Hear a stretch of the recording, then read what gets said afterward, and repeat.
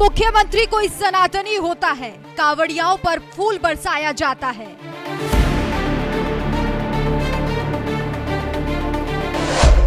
जब कोई मुख्यमंत्री सनातनी होता है तो कावड़ियों के पैर भी धोए जाते हैं।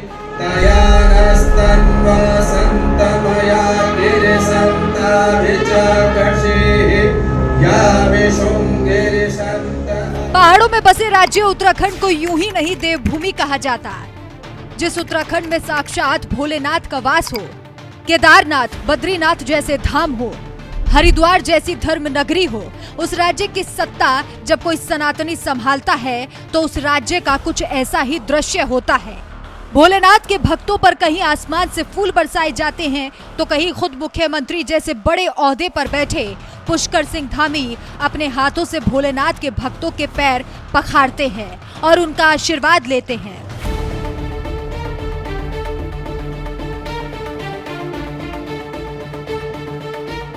ये दृश्य है देवभूमि उत्तराखंड के हरिद्वार का, जहां दूर दूर से लाखों शिव भक्त कावड़ लेकर पहुंच रहे हैं। सोमवार को ही 60 लाख से ज्यादा कावड़िए हरिद्वार से गंगा जल लेकर गए, तो वहीं धामी सरकार ने भी इन शिव भक्तों के लिए सुरक्षा व्यवस्था को लेकर तमाम सुविधाएं तक एकदम चाक चौबंद व्यवस्था हुई है। यही वजह है कि बिना किसी भगदड़ के लाखों श्रद्धालु हरिद्वार आ रहे हैं और शांतिपूर्वक तरीके से जल लेकर शिवालयों की ओर जा रहे हैं। इतना ही नहीं, कावड़ियाओं पर गुलाब के फूल बरसाने की व्यवस्था भी धामी सरकार ने की। तो वहीं मंगलवार को खुद सीएम धामी भी हरिद्वार पहुंच गए, जहां उन्होंने कावड़ियाओं का स्वागत किया और अपने हाथों से उनके पैर पखारते हुए आशीर्वाद भी लिया। तो वहीं इस दौरान जिस तरह से मंत्रोच्चार गूंज रहा था, उससे पूरा माहौल शिवमय हो गया।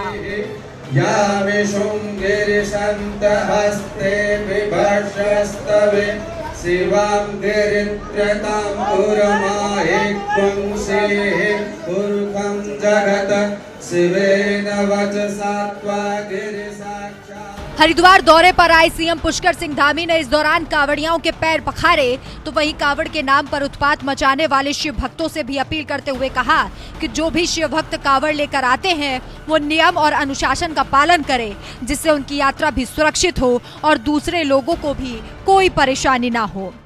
हमारे शिव भक्त हैं, कावड़ लेने आते हैं। नियम जो अनुशासन यात्रा का नियम होता है, कावड़ लाने ले जाने का नियम होता है और यातायात के नियम होते हैं, रास्ते के कुछ प्रावधान किए हुए हैं, सभी को उनका पालन करना चाहिए, जिससे कि उनकी यात्रा भी सुरक्षित हो और यात्रा करवाने वालों को किसी प्रकार का जो है कोई परेशानी न हो, क्योंकि शांतिपूर्ण तरीके से यात्रा संपन्न करने में मदद हो जाएगी। पूरे स्मूथ तरीके से पूरा मेला चल रहा है, कहीं कोई जाम की समस्या नहीं है, इसको लेकर क्या करें?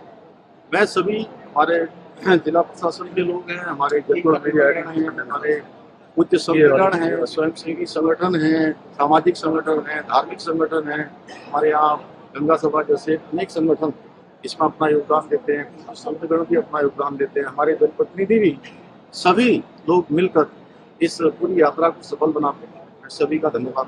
कावड़ी को पुष्प वर्षा भी करवाई गई है, पुष्प वर्षा। हाँ, वो तो हमारा देखिए ऐसा है कि इतनी बड़ी संख्या में आते हैं, हमारे लिए बहुत उत्सव होता है और हम उनका दिल खोल के स्वागत करें, अभिनंदन करें, पुष्प वर्षा करें, चरण वंदन करें, उनका माल्यार्पण करें, हर प्रकार से उनका स्वागत करने के लिए हम खुद उनका स्वागत करके ऐसा लगता है कि उनका अभिनंदन नहीं, स्वयं का। क्या कभी इससे पहले किसी राज्य के मुख्यमंत्री को इस तरह से शिव भक्तों के पैर धोते हुए देखा गया है? शायद नहीं देखा होगा, क्योंकि बात पड़ोसी राज्य उत्तर प्रदेश की करे तो यहाँ जब अखिलेश यादव की सरकार थी तो उस वक्त कावड़ियों के डीजे बजाने पर भी रोक लगा दी गई थी। हालांकि योगी की सत्ता में आने के बाद उत्तर प्रदेश में भी कावड़ियाओं के लिए माहौल बदल गया और अब यहाँ भी कावड़ियाओं पर फूल बरसाए जाते हैं। इस समय पश्चिमी उत्तर प्रदेश में कावड़ यात्रा चल रही है। याद करिए, यही कावड़ यात्रा इस कांग्रेस और समाजवादी पार्टी की सरकार के समय, बहुजन समाजवादी पार्टी की सरकार के समय प्रतिबंधित की गई थी। ये केवल एक कावड़ यात्रा नहीं है, ये केवल शिव भक्तों का एक मंगल गान नहीं, उनकी यात्रा भर नहीं है, इसके साथ रोजगार भी जुड़ा हुआ है।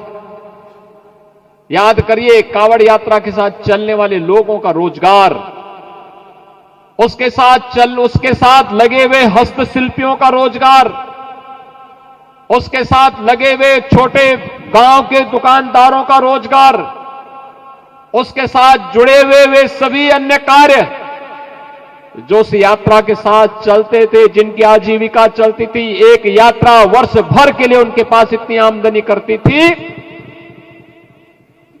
कि वे उस आमदनी को फिर कहीं लगाते थे, उससे कई गुना मुनाफा कमा करके फिर अपने और अपने परिवार की भी और देश की समृद्धि में भी अपना योगदान देते थे। लेकिन पिछली सरकारों ने इसको रोकने का काम किया था। बात चाहे यूपी की हो या फिर उत्तराखंड की, दोनों ही राज्यों में आज सनातनी मुख्यमंत्री सूबे की सत्ता संभाल रहे हैं। इसलिए कावड़ियाओं पर कहीं फूल बरसाए जा रहे हैं तो कहीं उनके पैर धोए जा रहे हैं। कुछ ऐसा ही बदलाव देखने को मिलता है जब कोई सनातनी सत्ता संभालता है। दोनों मुख्यमंत्रियों के बारे में आपका क्या कहना है? अपनी राय हमें कमेंट कर जरूर बताएं।